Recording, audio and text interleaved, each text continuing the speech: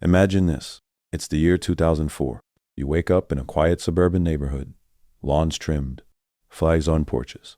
Your house is worth more today than it was yesterday, and you didn't lift a finger. You didn't build anything. You didn't invent anything.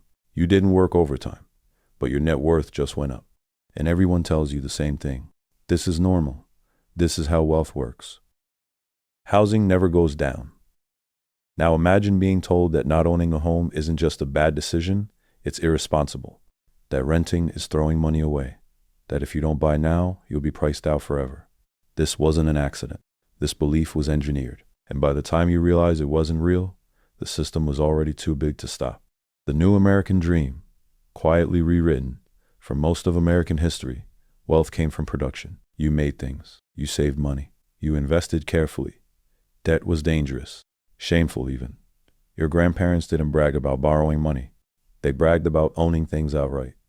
But something changed after the year 2000. Wages stopped growing. Manufacturing moved overseas. Good jobs disappeared, quietly, gradually. Yet Americans were told they were richer than ever. How? Because asset prices were rising. Stocks, homes, retirement accounts. You didn't need higher income anymore. You needed leverage. And no asset was more important than housing. Houses became ATMs. Before the 2000s, a house was shelter. By the mid-2000s, a house became a financial instrument. People stopped asking, can I afford this? They started asking, how much will it be worth next year? Banks encouraged this thinking. They told homeowners, you don't need savings. Your house is your savings. Just refinance. And people did. They pulled cash out to pay credit cards, buy cars, fund vacations, cover medical bills. Entire lifestyles were built on rising home prices. If prices went up, everything worked. If prices stalled, cracks appeared. If prices fell, the whole illusion collapsed. Why everyone believed the lie? This wasn't just greed. It was trust. People trusted. Banks, ratings agencies, economists, the government. Every authority figure repeated the same message. Housing is safe. Housing is stable. Housing is different. They even had charts. Charts showing that national home prices had never fallen before. What they didn't mention was why. Because modern mortgage finance, the kind that exploded in the 2000s, had never existed at this scale either. This was a new experiment, and the public was the test subject. The interest rate trap after the dot-com crash in 9/11s. The U.S. economy was fragile, so the Federal Reserve did what central banks do when panic hits. They cut interest rates. Cheap money flooded the system. Borrowing became easy. Saving became pointless. Why save at 2% when homes were rising at 10% a year? Money stopped feeling real. Debt felt harmless. And Wall Street saw something else entirely. An unlimited supply of borrowers. Lending standards quietly died. In the past, getting a mortgage was hard. You needed proof of income, stable employment, a down payment, good credit. By 2005, those rules were outdated. Banks introduced no-income loans, no documentation loans, adjustable rate mortgages, teaser interest rates, loans where borrowers didn't even understand what they signed. Some were told, you can refinance before the rate resets, but refinance only works if prices keep rising. That assumption was baked into the system. No rise equals no exit. The most dangerous belief of all, here's the belief that made everything possible. If something goes wrong, the system will catch it. Banks believe risk could be spread. Investors believe math could eliminate danger. Homebuyers believe prices would save them. Everyone believes someone else was holding the risk. But risk doesn't disappear. It just hides. And it was hiding in millions of mortgages that never should have existed. The illusion goes global. Ritvik Shukla, January 6, 2026, at 12:11 a.m. This wasn't just America. Foreign investors were desperate for safe returns. U.S. housing looked perfect. Stable country, strong legal system, trusted banks, money poured in from Europe, Asia pension funds, sovereign wealth funds. They weren't buying houses. They were buying promises tied to houses. And Wall Street was more than happy to sell them. Imagine this moment. Imagine signing a mortgage you barely understand. Imagine believing this is the smartest decision of your life. Imagine everyone around you doing the same thing. Now imagine the entire system depends on prices never falling, not slowing, not stagnating, never falling. That's not a market. That's a bomb. And in the next part, We're going inside the machine that turned that bomb into a global weapon. Not one that builds cars or phones, but one that builds financial products. The raw material isn't steel or silicon, it's debt. And by the mid-2000s, Wall Street had perfected the art of turning ordinary home loans into something that looked almost magical. The mortgage leaves the bank originally. Banks made money the boring way. They gave you a loan, you paid it back over 30 years. They earned interest slowly. That meant banks cared if you could repay. But in the early 2000s, that model changed. Banks realized they didn't need to keep the loan. They could sell it. Once a mortgage was signed, it was bundled, packaged, and shipped off to Wall Street, sometimes within days. The bank collected a fee. The risk moved on. And suddenly, loan quality didn't matter anymore. Volume did. The assembly line of debt, here's how the machine worked. Local lenders issued mortgages. Those mortgages were sold to investment banks. Investment banks bundled thousands together. They turned them into securities. Those securities were sold to investors worldwide. In theory, it spread risk.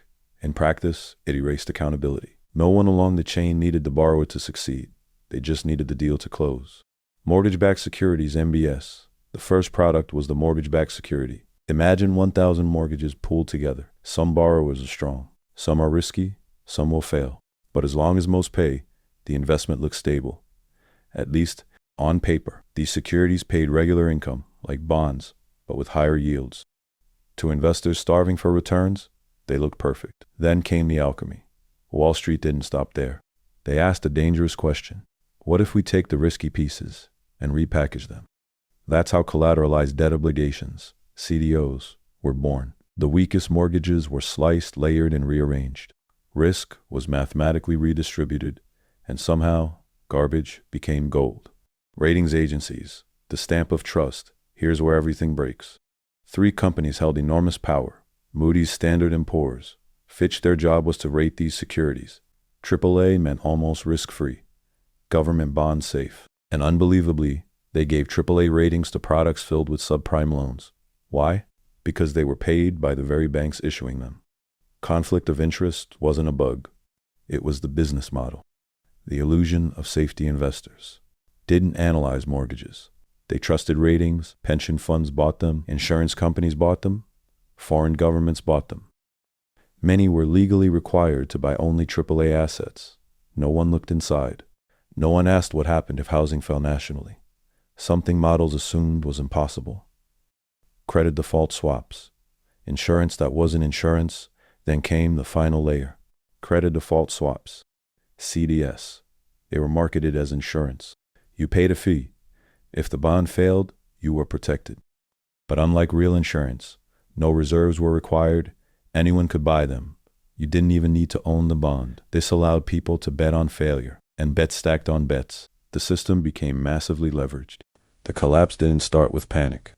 It started with silence. No headlines, no emergency meetings on TV, no dramatic crashes. Just a few homeowners, missing payments, and one single mortgage default echoed through dozens of balance sheets. This all happened in what's called the shadow banking system, mostly outside traditional regulation. Investment banks weren't treated like regular banks. They borrowed short-term and lent long-term, using extreme leverage. Some firms were leveraged 30-1. That means a tiny 3% drop in the value of their assets would make them insolvent. But as long as prices kept rising, nobody seemed to care.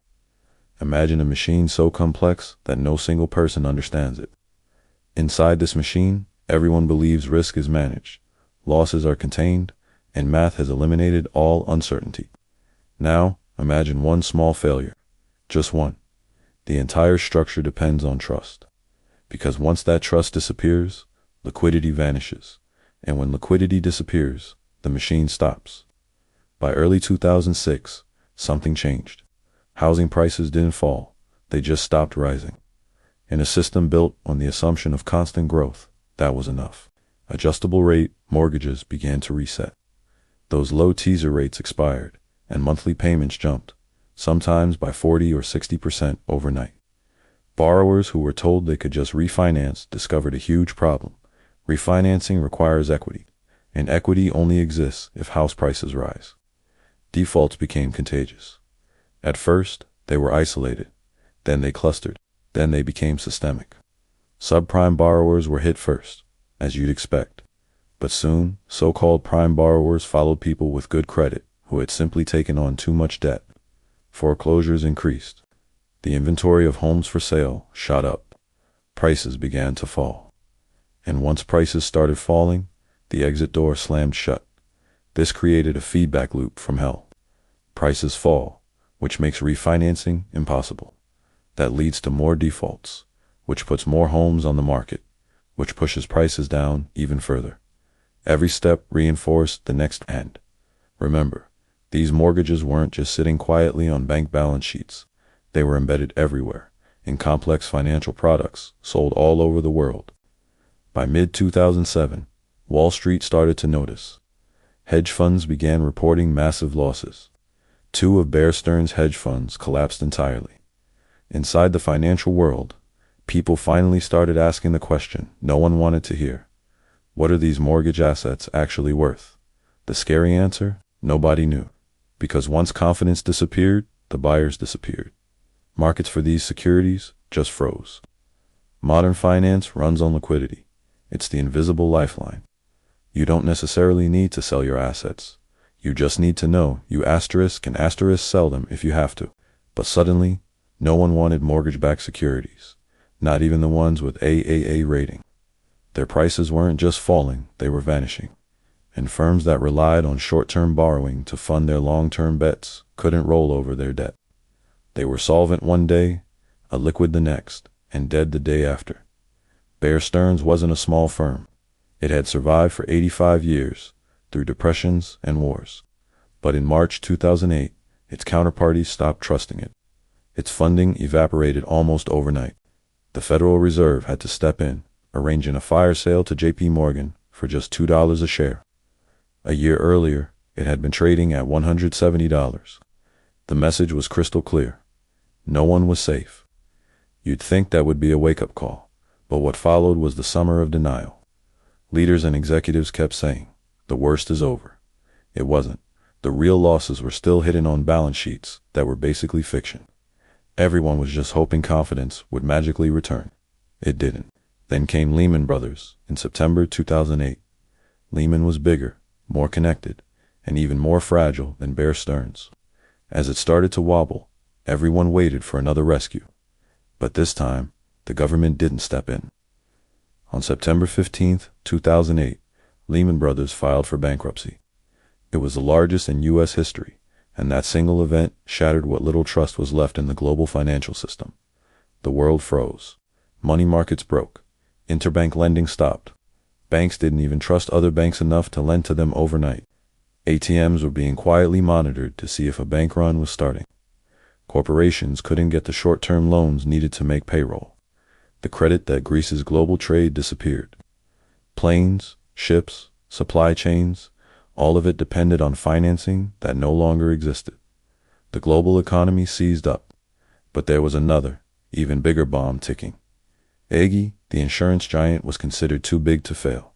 It had sold hundreds of billions of dollars in a type of insurance called credit default swaps. These were basically bets that mortgage bonds wouldn't fail. When those bonds collapsed, AGE couldn't pay. If AIG went down, it would have triggered a domino effect, taking down every major bank it had insured. So the government intervened with a massive $182 billion bailout. This wasn't to save AIG, it was to save the entire system from itself. Imagine waking up to that reality. Banks are closed. The stock market is in a free fall.